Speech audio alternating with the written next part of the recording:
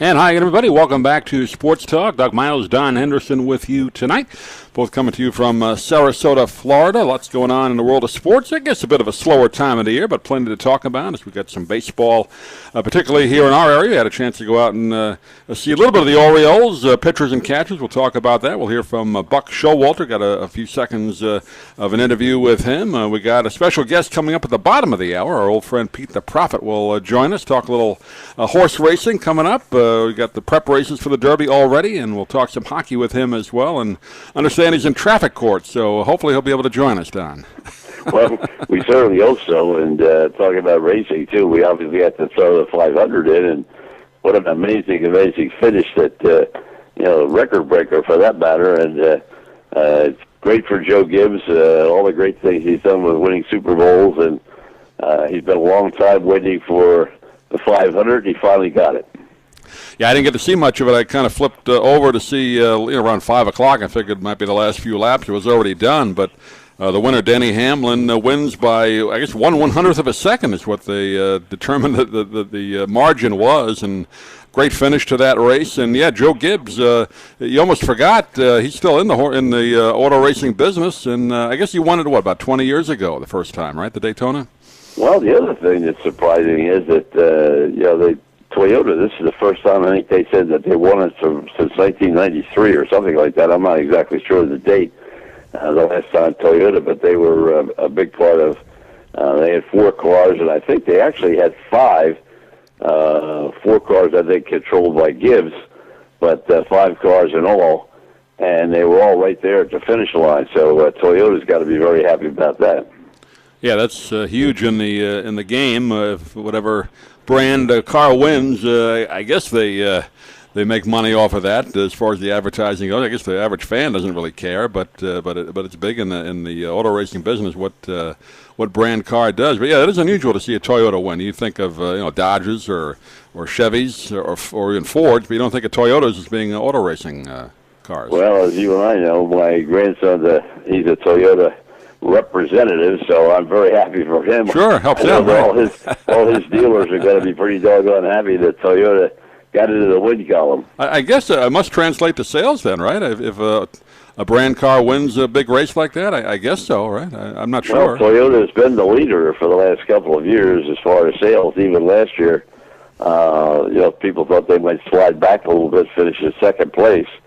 But they did not. At the end of the year, when the numbers came out in January, they were still number 1. So I would have to think, winning the 500 is only going to give a more positive impression of Toyota. I don't know how much relationship you give to winning races to driving your car, but I guess it has some impact. Yeah, all the sponsors are plastered all over the track, all over the drivers' uniforms and the cars. So it is advertising for these companies. But congratulations, like you said, to Joe Gibbs, who not only won 3 Super Bowls, and now he's won many races. But I guess this is his second Daytona, isn't it? I thought it was only his first, but I may be incorrect on that. I thought they said he won one like 20 years ago, but I could be wrong. But anyway, good for him. Yeah. I didn't realize that he was. That active 20 years ago. I thought he really got active after he dropped out of coaching football. And then, of course, he stepped back again when he went back to the Redskins, started to coach again, but didn't last long the second time, and then came back to racing again. I'm not sure. I don't want to say it wasn't 2. I thought it was only 1, but I'm not sure. Yeah, I think he had his hand in it when he was coaching the Redskins. In the offseason, he would do it. And then, like you said, when he left the first time, went into it full time, and then came back for. I guess he only came back for a couple of seasons, right? Didn't quite work out too well for him the second go around. But not too many coaches work out well in Washington under Schneider. So. Well, I'll tell you, when you run 500 miles at those speeds and with the accident capabilities that happen there, to win by a length of a bumper is really a very, I think, first time in the history of the 500 they've ever had anything like that. They were bunched up. I mean, it wasn't just those 2 cars. It was a bunch the whole way. Right. That last lap, which you rarely see. Now, maybe they had a white flag for a while, yellow flag, where they were restarted recently, because you never see that close a bunch of all the cars at the end of a race. No, the thing was that he just sort of split the seam.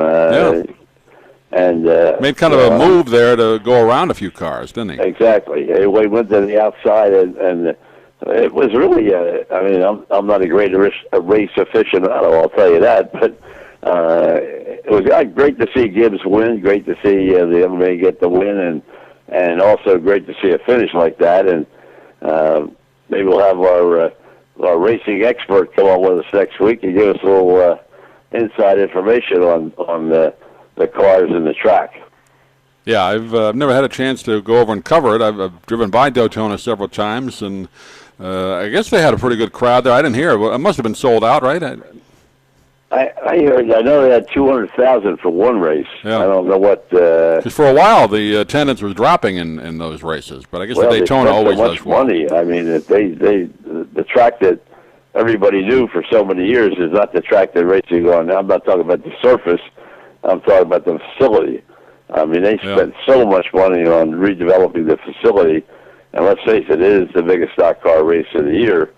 And they're doing the same thing they did with Churchill Downs and, all the racetracks and all the automobile tracks that are, heritage races. They're trying to improve all the time. It's unusual, though, in the sport. They consider that the Super Bowl of stock car or racing, right. But they hold that at the beginning of the season, not at the end of the season. Yeah, it's always been that way. It's funny. I used to have a very good friend of mine, Scott Akoff, who covered it when I was working in Philly. Covered it for me each year. He was a dyed-in-the-wool stock car fan. And the funny thing is that now they had a great day yesterday. But a lot of times, this time of year, you don't necessarily get a great day for the race. So I don't know why.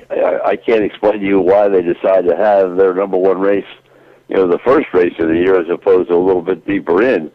But because you're never really assured of a great day, a great weather. But this year was great. Remember the old films of the original Daytona 500? They literally ran that on the beach, on the sand. Yeah. When they started. Yeah. It was that hard sand right by the water. They set up a track, and that's how they ran it for several years. Well, a lot of visitors that Daytona Beach still ride on the beach just to see. Oh, you can still drive on it, sure. Yeah, you can still drive on the beach over there, and a lot of people do that are, visitors to Florida and have never been to Daytona.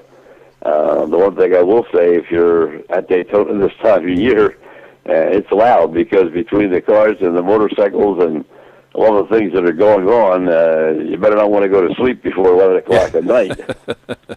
Yeah, I was over there last June. We did a football game, the Southwest Florida Gladiator team that won the championship. That was in June, though, but wasn't as crowded. But, yeah, that place, you can't get near it this week or last week leading into yesterday. So that's the biggest week of the year. If you're in Orlando, for instance, and you're trying to, this weekend, you're trying to travel somewhere east or west, boy. No chance. You got to sit tight for a lot of times in that traffic.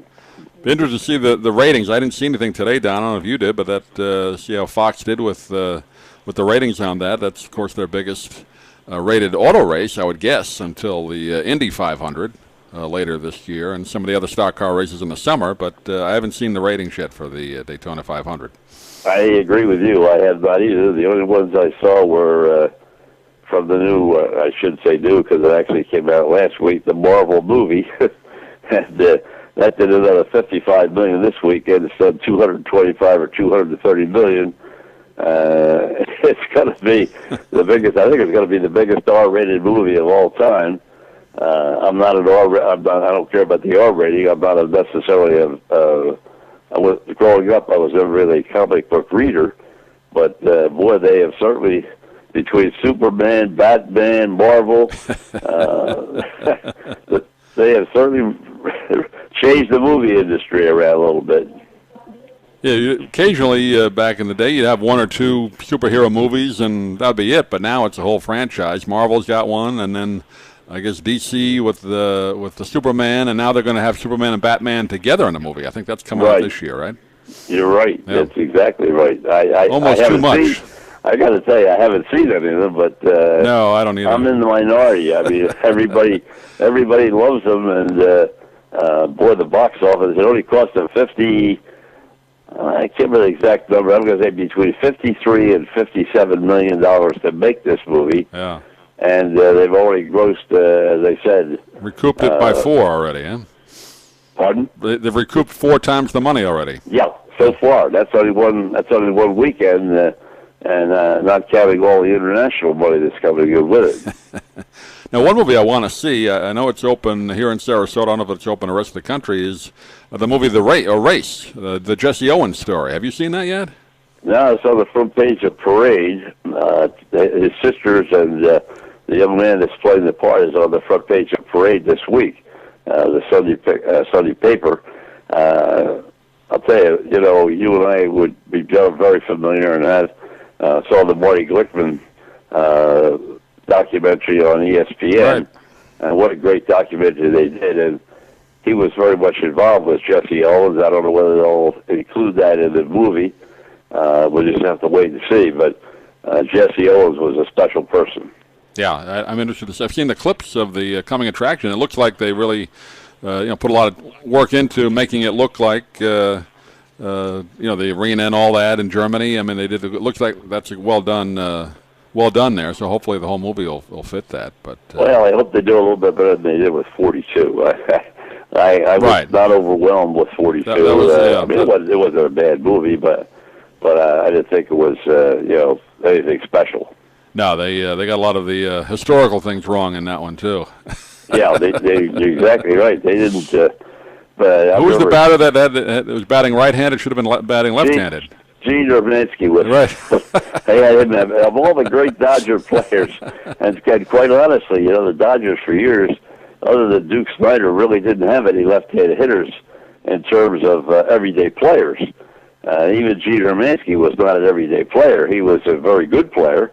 And a left-handed hitter, and in the movie they had him hitting right-handed. So, but as I say, everybody knew the difficulties that Jackie went through, and I think it's tough to duplicate it. When he made his own movie, the Jackie Robinson story, it was at a time when it was really happening. So I thought it was even though Jackie did the movie himself. I thought it was better. The other thing I thought about this movie was that Harrison Ford played Branch Rickey about as well. Yeah, did a good job. I don't think anybody could have played Branch Rickey any better than Harrison Ford did. Yeah, he did a good. I remember we did a review on that after it came out, and that was the big role that we thought was well done. And you didn't recognize him as Harrison Ford. He usually plays these low key, doesn't talk much in his roles, Yeah, but he did was a good terrific job in that movie. Yeah. So hopefully this Race movie will be good. Jesse Owens' story, and like I said, Marty Glickman. It wasn't only a black man that was running. There were 2 Jewish runners on that team, but they wouldn't allow Glickman and I forget the other man's name. They wouldn't let them run. Right once they got over there.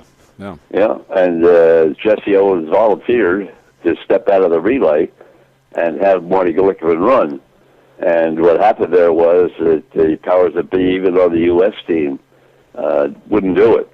And Avery Brundage, wasn't that the guy that said no? Well, Avery Brundage was the president of the Olympic Association, but for years and years and years. But Jesse Owens volunteered to step out. He had already won 3 gold medals, and he volunteered to step out of the. I don't know if it was by 4x100. I guess it was.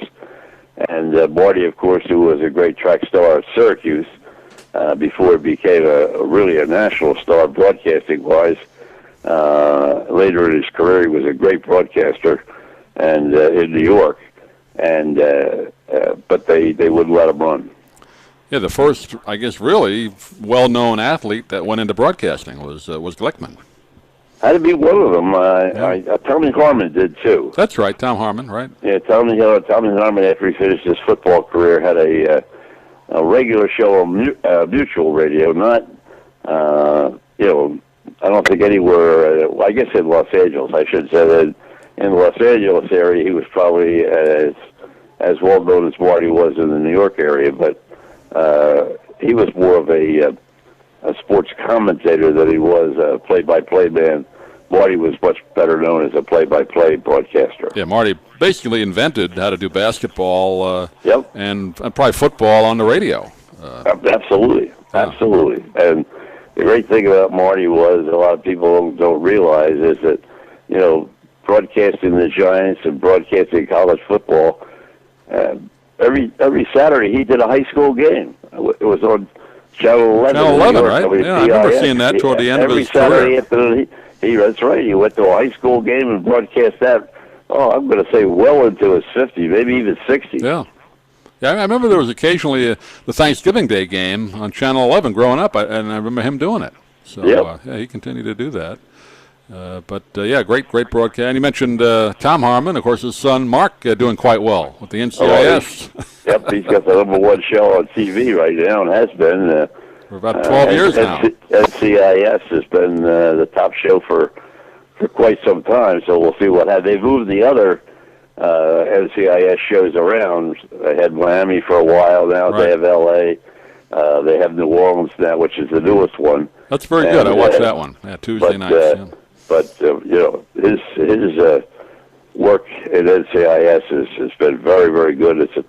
I think it's still the top-rated show. Yeah, on television. top-rated drama, I believe, 1 hour show. So right. Yeah, it does quite well. But yeah, his father Tom. I remember seeing Tom a little bit on when ABC used to do football. They'd bring him on occasionally, doing maybe an interview or did halftime or something. I do remember seeing Tom Harmon. Oh, when I was a kid. I remember still in the 5-minute show. He did pretty much what Win Elliott did on CBS. Yeah, but on TV I remember seeing him. But he did a radio show for a long time, right? Yep, he did basically what he did that 5-minute radio show nightly, just like Win Elliott did for CBS. He did it for what was then Mutual. Win Elliott Sports Roundup, wasn't that what it was called? Something, I think that's what it was. Well, you did that for a while, didn't you? Contributed to that. I sat in for him a few times. Did you sit in too? But he was the one that really, he dominated. His brother did it on the West Coast. His brother was also... his brother? I didn't know his brother was he had a brother in the broadcasting business. He had a brother out there.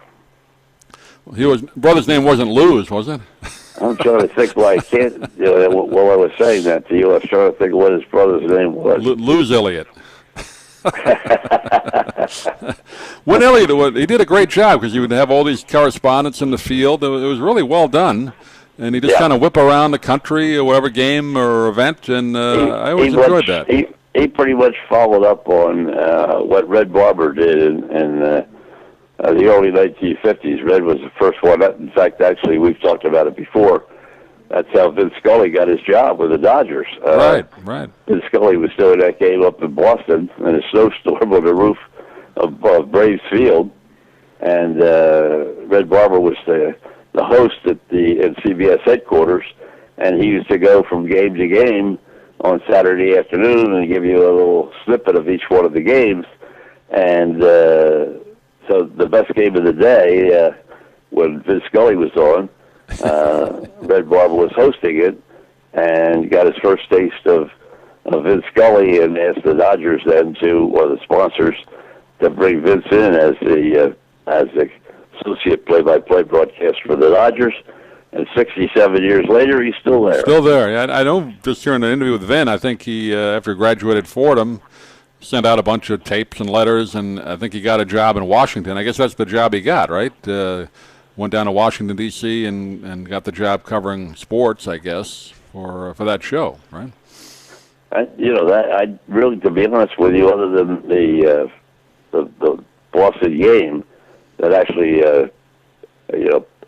pushed him into the Dodger booth. Yeah. I don't know whether I didn't know whether he had a. I didn't think so either, but I heard him in an interview. He said I guess his first job was in Washington, D.C. I don't know how long he was there, and I guess he was doing these, remotes covering it. I don't think he did play-by-play. I think he just covered the games, and then right. I did Red heard him, I did not know that. I really couldn't say because I didn't know what he did before he did the football games and was picked up. But you're right. Fordham said, we keep talking about Syracuse and the number of sports broadcasters and broadcasters in general that have come out of the University at Syracuse, and but I'll tell you, Fordham's done a pretty nice job too. Yeah, Fordham has that 50,000 watt, basically Clear Channel radio station. I don't mean the company Clear Channel. I mean it's 50,000 watt station for a college station. They covered all New York and New Jersey and Connecticut, so they've and it's still a popular station. It's not just college kids. I mean, it's a well listened to station up in New York. You know, they've done a fine job, and they've put out some really very, very solid. Yeah. I think probably Vince would be. I guess he would. I guess he would be the premier guy, the first guy, right? I don't know of anybody that came out prior to Vince Scully Right. that really became a name. But now you could jump all around baseball and see, and not only baseball but other sports as well. Graduates of Fordham.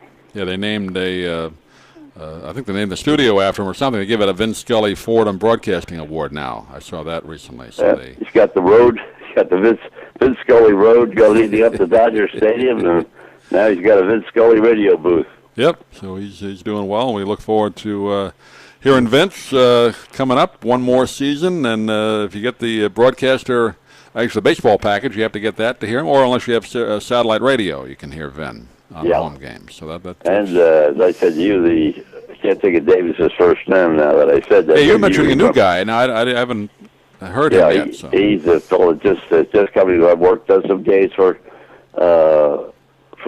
Fox, and also does some Pacific Coast games. And he's going to do, I believe, 57 games with the Dodgers this year. Games that Vince is not going to be doing.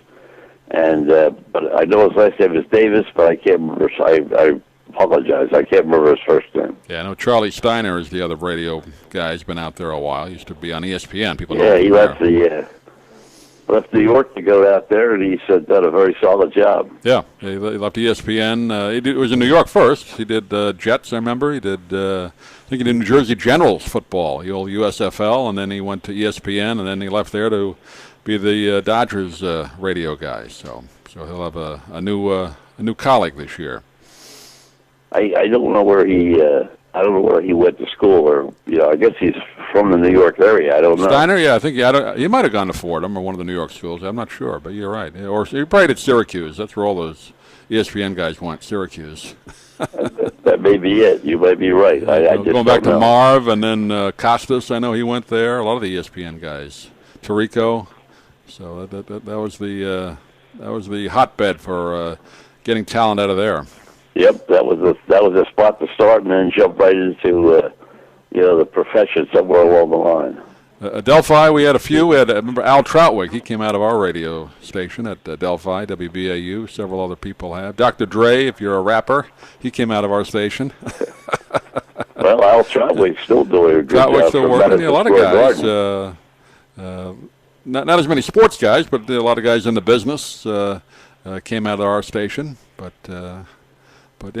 college radio in New York, that was really a great training ground. Now, you didn't have an opportunity to do that, right, at UT? They didn't have a station when you went to college, right? They had, but I did not have an opportunity to work in the station, but they did have a station. And it was funny, when I was doing Temple games, the fellow that was doing the Texas games, he went to Temple. Oh, really? I was doing the Temple games, and I went to Texas. They did a little feature just for fun when we were playing each other in the NCAA tournament, and what was then the Comcast station prior to actually Prism prior to becoming Comcast. Did a little tongue-in-cheek thing between him being at Texas, but now he does the San Antonio Spurs games. Oh, all right.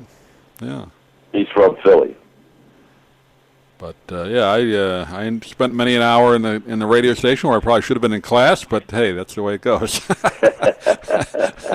I learned more there than I did in any broadcast class. I'll tell you that, in the actual radio station. So I think the great thing about it is, and I don't know about today because we're a little bit a little more scientific now. But I mean, you had to have your hands in every area. You had to be your own engineer. You had to be your own technician, you had to be your own telephone man, you had to be your own broadcaster, you had to be your own interviewer, you had to do it all. Today, that doesn't necessarily hold true. No, seems like, although on TV you have to be your own one-man crew now, you have to do your own camera work and everything. Yeah, the local news, so you're right. It's going back that way. Yeah, like Channel 6 here and Channel 7 in Philly, or in Sarasota. You set the camera up, you do the interview, you do it all. Yeah. They used to have a guy come along. You used to have at least two people with you, a sound guy Yeah. and a camera guy. Yep, and they've cut the cost of Not that. anymore. Eliminated the guy that comes with you. I don't know if the network does. I think the network is cut back too. The network would have 3 or 4 people on a crew. Maybe they have 2 now. But yeah, local, you're your own crew with the camera. But it looks kind of weird setting up your camera then to do the interview with the guy, and you got to walk away from the camera to get in front of it to interview somebody. But well, as I say, it's all changed now, and we used to do it all in the beginning, and now it went to everybody having somebody as a support, like you're saying, and now they're cutting back again, so now the talent has to do all the work themselves. Yeah. Well, speaking of baseball, you and I had a chance Saturday to head over to Ed Smith Stadium and see the Orioles, get our credentials and pitchers and catchers in town. They had a little bit of a fan fest Saturday, so a lot of people were there just to watch pitchers and catchers do drills. Yeah, you really can't see much in the first week, although the Herald here in Sarasota did a nice piece on how many people had turned out for the early part of spring training, and as you say, watching pitchers and catchers and extra guys just do calisthenics and run and talk. But it's the beginning of spring training.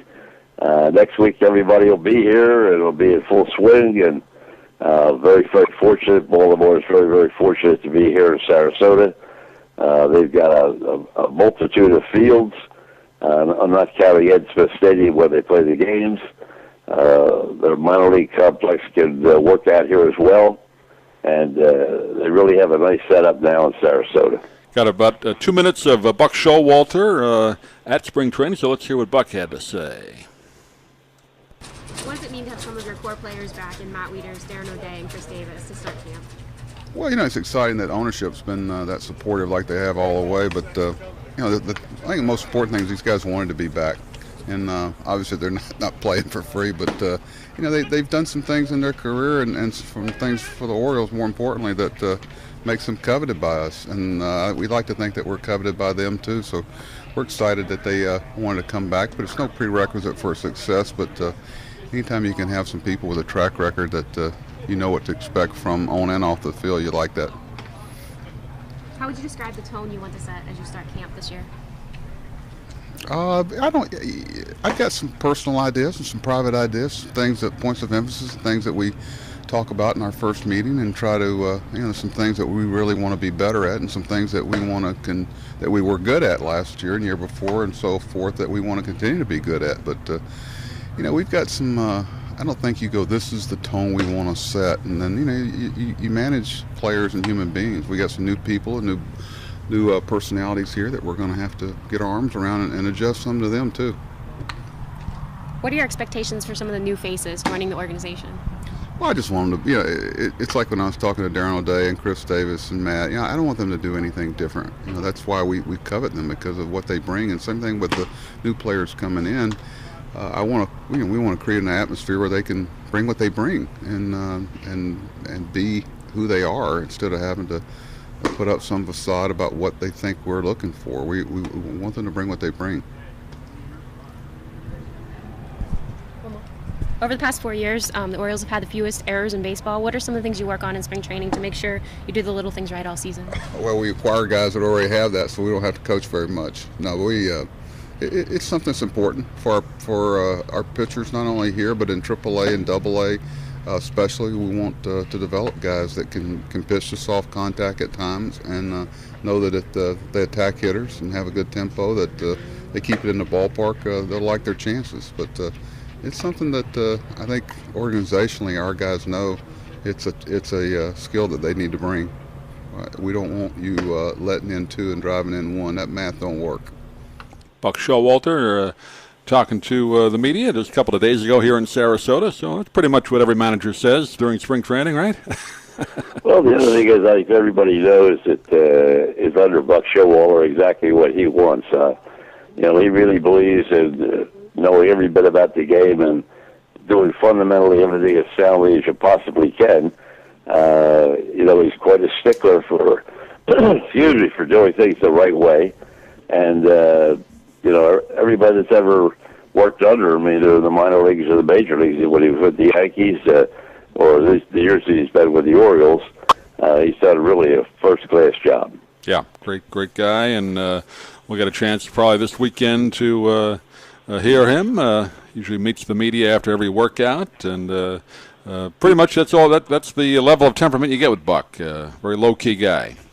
Well, the other thing that's interesting today, I don't know whether you had a chance to see it or not, on Mattingly in Miami. Right.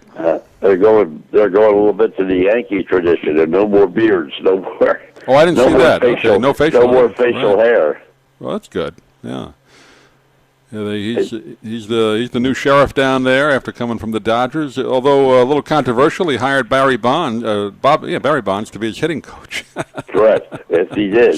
And but that's like when McGuire went back to St. Louis as the hitting coach out there. And L.A. as well. Yeah. And L.A. Yeah, and L.A. too. After he had his difficulties, so slowly they're blending themselves back into the game. Yeah. I heard Barry say in an interview, he said, "I'm a Hall of Famer. God knows I'm a Hall of Famer. I believe I'm a Hall of Famer." So, okay. Well, I don't think many writers feel that way, but I don't think anybody could argue about the fact he's a Hall of Famer. To be honest with you, I think he was a Hall of Famer when he left Pittsburgh. I think he had the Hall of Fame numbers then. Yeah, right. Even then. So, but it's not going to be. It's not going to come to be. I don't think, because at least. Well, let me put it this way. I think it's going to be quite some time before some of the younger people that are growing up now who become voters are going to probably think less of the stigma of what happened those 6 or 7 years. Yeah, I think you're looking at the Veterans Committee at the earliest that he might have a chance to get in. Right. Which is, 15 years? I guess he's been on the ballot, 3 or 4 now? So another 10, 11 years before he has a chance to. That's my thought. I don't think he's going to get more votes as the years go on. I think it'll be the Veterans Committee. It'll be interesting to see how long it does take, because there was an era of baseball which everybody really thinks stigmatizes going into the Hall of Fame. As I say, in Barry Bonds' case, I think he was a Hall of Famer before he left Pittsburgh. I certainly think that, some of the other players that are in this category are Hall of Famers as well. Yeah. We're going to take a short break. We're going to try and get our buddy Pete the Prophet on the line, so stay with us, everybody. And welcome back to Sports Talk. And as if by magic, our friend Pete the Prophet joining us. Hasn't been with us in a while. He's our great horse racing handicapper. Also covers hockey and whatever else is rattling around in his brain. But, Pete, I understand you had a little legal issue you had to take care of tonight. I hope everything worked out. Little parking tickets. Floral Park doesn't like you parking in front of your own house. Oh, that rule. Yeah, that's an old one. Yeah, right. Yeah, that's an old one, an oldie but goodie, and they got me on Belmont Stakes Day, and they got me this is a 7-month-old ticket. This is an old one. No. Actually, that one was already dismissed because the guy likes horse racing. This one now, we just got these two dismissed, and so we're all good right now. Well, the name you gave me was a guy that, remember, was a high school colleague of yours, wasn't he? Yes, he was, and a great basketball player. Yeah, we covered him. I covered him at Adelphi. He played basketball for Post, I believe. That's right. Very, very good. Excellent. Yes. So he was. We won't mention the name unless you want to, but I mean, he's a guy that you know well. We both know well. That's the judge. Yeah, no, and he stayed in town. That particular name, Hayden, is the big name in Floral Park. Yeah, father was mayor at one point. Father was a mayor, big shot. He was a big shot. They're all big shots around here. So I know all about. Are you saying that he fixed those tickets for you? Absolutely not. I never even saw the guy. As a matter of fact, some other guy. It was like a Law and Order in the back over there. So it got brushed away easily. You don't have one of those passes you put on your windshield that says you cannot be ticketed in your area? I put a Pete the Prophet on the thing, but apparently that didn't do anything. I put Pete the Prophet work. It seems to work in New York City when I put that out there. I park wherever I want, but it does not work in my hometown. How about the credential we gave you from our radio station? That doesn't do any good either? That doesn't do it, or neither does the Sun Radio Network credentials that I had from about 25 years ago when wherever you worked back then. None of that worked. Well, let's talk a little sports. Give us a little. Let's go to hockey first before we go to racing, and because you got some very interesting teams there between the Rangers, which are up and down, the Devils, which are up and down, the Islanders playing at the new Barclay. Give us an overview here. Well, is this the year finally of the Capitals? Is this finally the year? I think it is. They are playing unbelievable. They're getting goaltending. Right. Ovechkin's a monster. They are really dominating right now. Maybe finally it's the year, and I have to say I'm actually rooting for them a little bit. Closet if the Islanders or Rangers can't get there, and I'm very proud of your two Florida teams down there. The Panthers and the Lightning won 2 in the Atlantic. Well, I'll tell you, the Lightning won a big one last night with 4-2. But they've been struggling too. They had their hands on that 11-game win streak, here in Tampa, and then that blew up about a week ago, and then it lost 3 out of 4. Did they do something like that? Yeah, they had a. I think it was 3 out of 4. Or no, 4 in a row. I believe they lost the Lightning. Yeah. Or they didn't win. They might have had a tie in there. So. Yeah. So now they bounced back. You're right.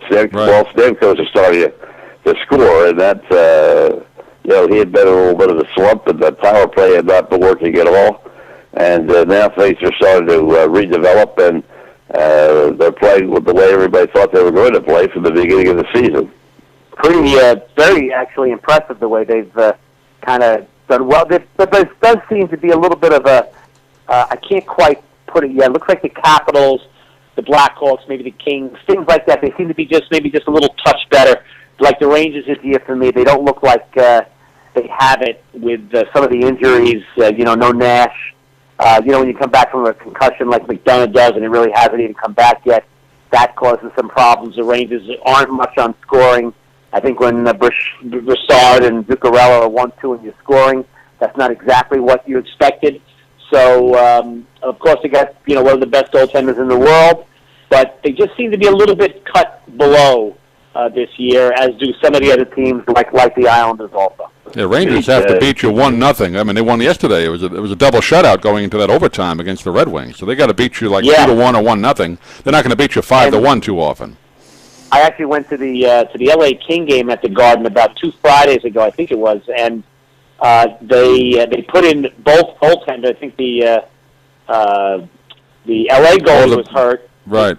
They gave Lundqvist a rest, and it was not exactly a goalie. Didn't he give 5 goals in 8 minutes or some crazy thing like that? The backup of the Rangers. No, I think it was 5 goals by the end of the game. I think it was 5-4, 6-5 or something. Rangers battled back, and then they lost it in overtime. And I don't know if you guys, I'm sure you guys have seen the 3-on-3 overtime. I actually have never seen it live, and it's, I thought I'd really enjoy it. I really like the 4-on-4. 3-on-3 to me is a little bit too much. It doesn't seem to be as much. I mean, there's plenty of open space, but it's almost as if they're playing so cautious nothing happens. What's you guys' opinion of that? Phil Esposito thought that he was not going to like it. We did a show with him maybe 3 or 4 weeks ago, and he said, I didn't think I was going to like it when it first was incorporated, but he said now, I do think it. I think it's adds some excitement to the game, and he said, I think it's a good move. But let me ask you one other thing before we leave the Islanders. Doug and I were having breakfast last Saturday, and we started to chat a little bit about it. I didn't realize that the new Barclay only holds 15 plus for hockey. I'm not even sure if it's even that. Maybe it is now that much. I went for I think a couple of nights after maybe the second or third home game to see the place and to see the kind of crowd they would get there. And I mean, it really is unbelievable the amount of seats that have obstructed view, and I don't mean little obstructed view. There are seats that are right behind on the first level, right behind the goal, that you literally cannot. You can see just the line at the top of the crease. That's it. And so there's got to be 2,000 or 3,000 seats that are in some sort of obstructed view because they really weren't. That was not meant to be a hockey rink, and it is just the strangest thing. It feels hollow. There's no energy in the place. I mean, listen, they have two terrible teams, the Islanders and I shouldn't say Islanders are terrible, but they have the Nets there, and they don't have the fan base. You know, a lot of them are coming in, but they're not continuing to come in. It's really very sad, actually, and I really hope they go back to the island. Doug? Yeah, the Post had a nice article, just what you're saying, Pete, and I have a picture in there of the obstructed seats. You can see basically half the face-off circles in the one end of the rink. That's all you can see. It's very, you know, there's one thing that, I mean, I'll be able to put up with, let's say, the Garden now, because they have that Chase Bridge over top. If you have that last section, the seats actually go behind the Chase Bridge, so you're blocked to the scoreboard. So they have a TV on the scoreboard at all times. So, okay, I can let that go. But to not be able to see, and even what's the strangest thing that throws you off is the scoreboard is not over center ice, which is the strangest thing of all. Again, because of the dimensions. Oh, it's not over the middle of the arena anymore? It is not over. I know that. You know, for a net game, it's perfect, but for hockey, it's almost over the blue line, and it's really weird when you look at the way the whole thing. It's very disorienting in a way. And when you go up high, it's the same thing. Maybe not quite as obstructed, but very, very weird dynamics, and even hard sometimes when you, let's say you go on a secondary site like StubHub, and sometimes you don't get it. It says obstructed view. They're having a lot of problems with that. They're trying to dismiss it, and the only reason why it's being dismissed at all is because the Islanders are not coming anywhere close to selling out. I mean, I believe they're the 28th in attendance, they said in the article. Yeah. So, you know, that's pretty sad, and I think that's what had to be expected, considering that, you know, they're not going to be growing Brooklyn fans, hockey fans. They're not taking much from the city for sure, and it's a little bit of a pain in the neck to get from, you know, into Brooklyn. Even though they've done a great job with the trains, it's just not the same. It's very, very hollow in there. It's really very, very, very, very sad. It's too bad because they had, you know, one of the greatest players in the league playing there, and he's, you know, almost playing in front of nobody. Yeah. Pete, the other thing we chatted about was that they have a 2-year buyout on that on the facility, but they don't seem to have any money in the Queens. I mean, they had years and years and years to change around. They couldn't build anything. So even though they have a 2-year way to get out, what are they going to do? They're still, you know, they're going to start to build something, which they kind of have what they're going to do out on the island. There were a whole bunch of different things they were coming up with. To me, it's such a sham that they had the opportunity. You know, I know Charles Wang went for the moon with his, White House project and all this stuff, but still, you have to have an arena, and you have to have a nice, nice hotels and nice area. Right. And the fact now that they decided to do something and just tone it down a little bit, and after they leave or as they were leaving, is really, really very sad and very typical of Nassau County. So most of the Islander fans are fans from Long Island making the trip out. They're not getting too many Brooklyn people, as far as you can tell. All you see when you take the train, again, they've done a fantastic job with the trains, how they run it. They have, you know, different trains, and they run like exactly 15 minutes after the game, and so they do a very good job that way. But it is just chock full of Islander fans, and so they're all coming in. But don't forget, you know, when you're in central, you were basically, you were not near the Suffolk border, but you were in a good place there and accessible to a lot of main roads. And, you know, now you can get out of work and then you can just take the car to a game at the island. Right. Now it's a whole big production to get in there, and the way the attendance has been going, they're just losing that fan base very, very, very quickly. Well, how is it for basketball? Is it compatible for basketball as opposed to hockey? It's perfect for basketball, except they have, you know, one of the worst teams, you know, man has created that plays basketball there. I mean, I'm actually not as bad as the 76ers. I was just going to say, no. don't look at the 76ers when you talk about how bad. No. That's Don's old team. You are right about that. But they give away, I'm part of this theater club that actually gives away free tickets to net games, and as a matter of fact, free tickets to Islander games, the obstructed view seats. So you can just tell they're just not doing much to it. And the venue, though very nice and new in some ways, it's very dark, and it's very steep. It doesn't look good on TV. It does look darker in there. The lighting isn't as good. It's very dark. It almost feels like Brooklyn, like in a way. It's almost like mood lighting. It's dark. I mean, up top. I mean, when you're walking down those stairs, I don't know how 4 or 5 people haven't died by falling down those stairs, and because it is steep, it is strange. The whole thing is very weird. And it's the same thing. Like if you go to MetLife, where the Giants and Jets play, it's a $1 billion. This is a stadium. There's no anything special to it, and it's kind of sad that that's what we have here. And of course, it would be a little bit different. Obviously, people are coming, but since the people are not, the whole place is just very. It's kind of very lonely around there. Well, how about you say the steps are so steep? Are there railings? I mean, you got over people there. Do they have railings there? There are railings in the middle, but there's some gaps there also, and so it's not big steps, and it's very very disconcerting. From an insurance standpoint, Pete, Doug, I would think that would be a really an encumbrance to not have railings at all, so people wouldn't fall. Yeah.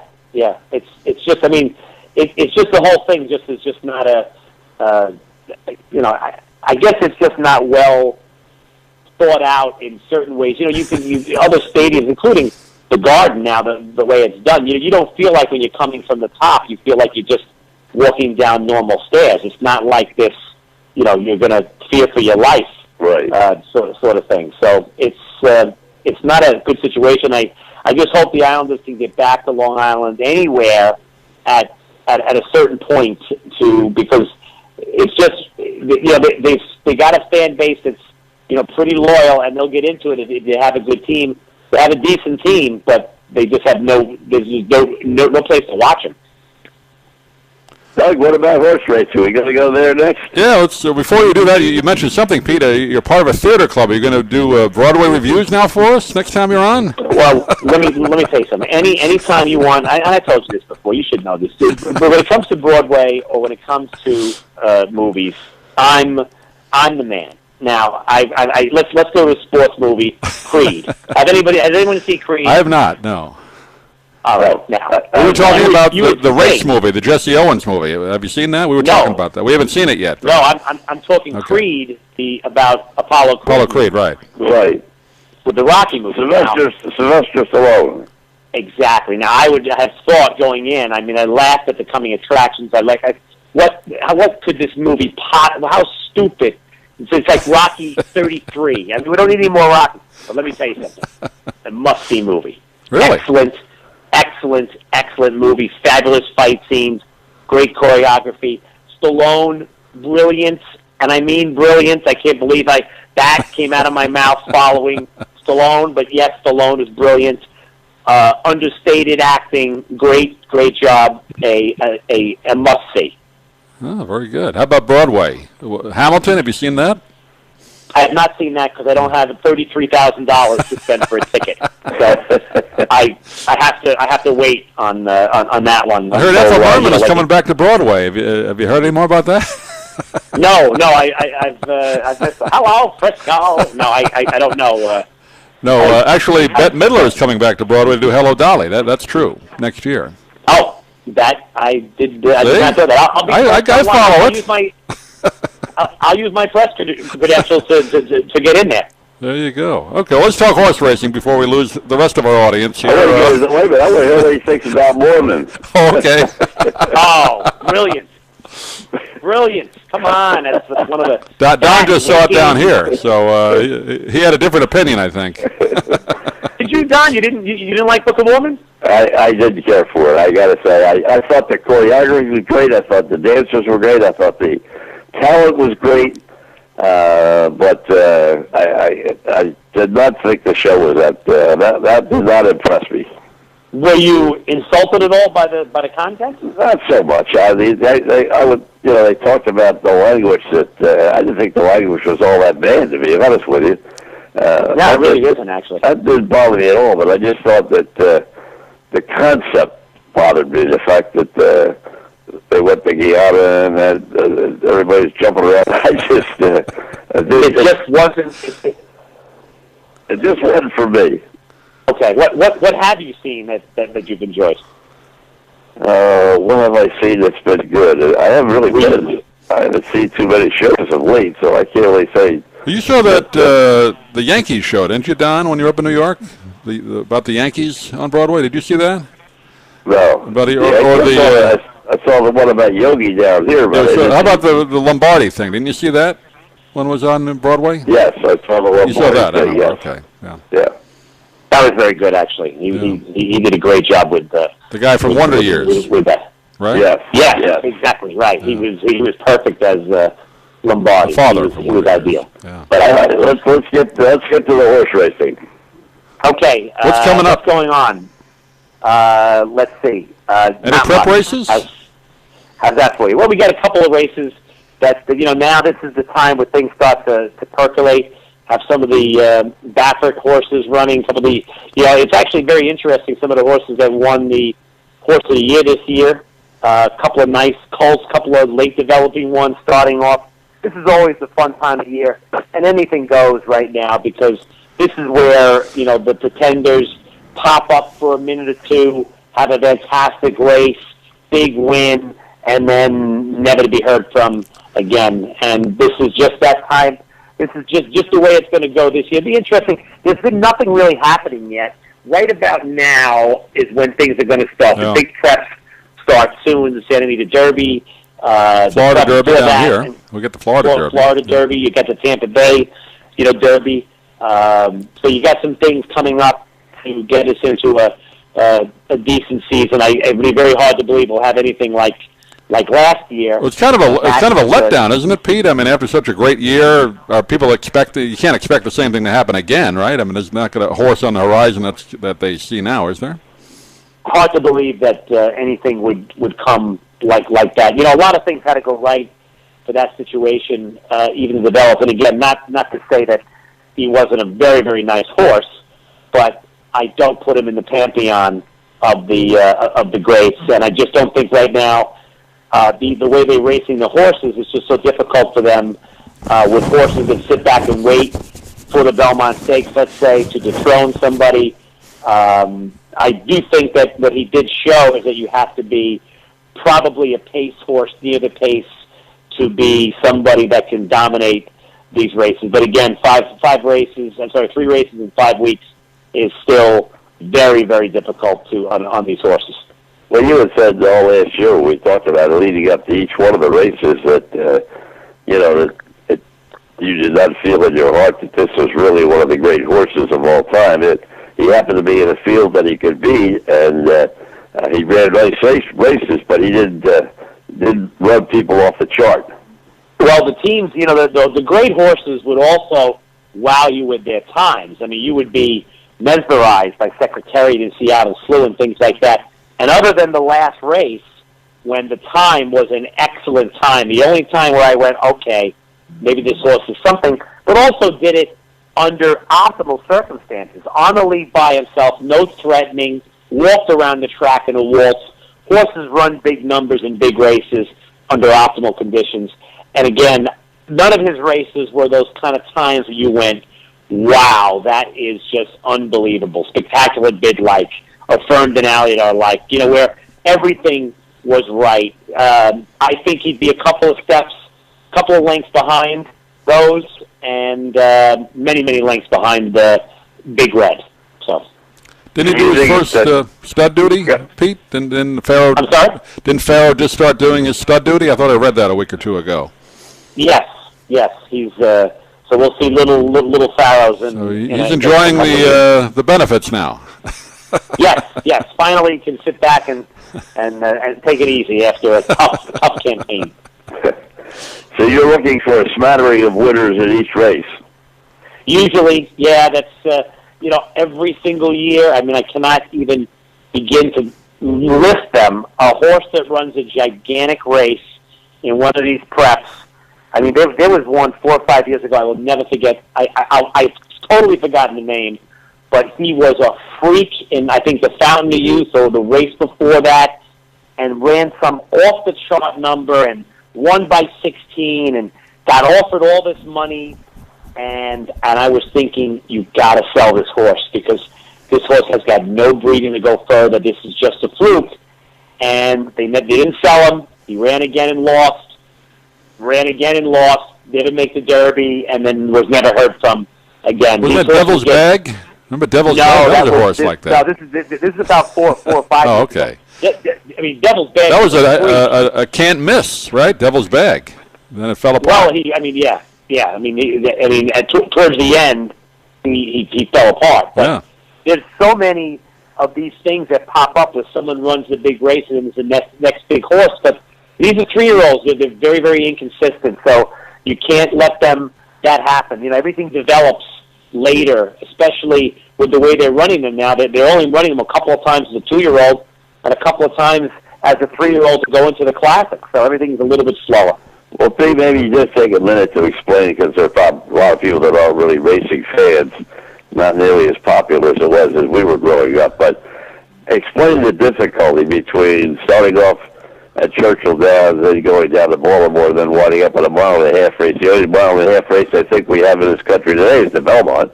And just explain to everybody how difficult that is over a short period of time. Yeah, you have a lot of things that come into play, and the most important thing out of almost all of this stuff, as it goes further, is the trainer's responsibility and the pressures that come on. The Derby, first of all, is its own entity. You're going to have 20 horses. It's going to be a rodeo, got 150,000 people on a beautiful racetrack. But there are so many factors that affect you there, from the walk-in, from the crowd. They call it the wall of noise when they're about to start the gate, especially at that racetrack. That's one big thing to overcome, and the energy sapping from that. 2 weeks later, you ship to what is basically known as a speedway. Even though it's only a 16th of a mile less, it's a much harder racetrack. Speed kills there, tighter turns, a whole different sort of racetrack. Not the same crowd, even though there's a ton of people that are in the infield. It's not the same scenario. Then you have 3 weeks later, and in the weeds are all the horses sitting there that maybe passed on all the races, maybe ran in the Derby and ran a good third or fourth, and they're going to sit back and they're going to wait on you in the Belmont. And this is where the trainers start to get a little bit panicked when they start to change methods. A lot of things, a lot of pressures start coming on them, and then that starts to affect the change in what they want to do every single year. And then, on top of that, we've talked about this year, it completely crumbles jockeys.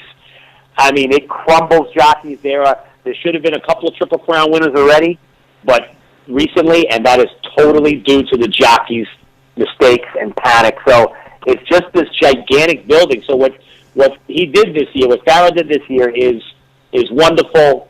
You'll never take away that moment, but the difficulty factor is gigantic, especially because it's not like when men were men, when horses were horses back in the day with Secretariat, Forgo, Seattle Slew. Those horses ran into shape. Here, they don't do that, and it's just a whole different sort of animal, much, much more fragile. Well, Pete, we're unfortunately out of time. Well, let's have you back on. I guess we head into the hockey playoffs, and we'll know more about the prep races coming up, I guess, April or so. So we're glad your ticket situation worked out.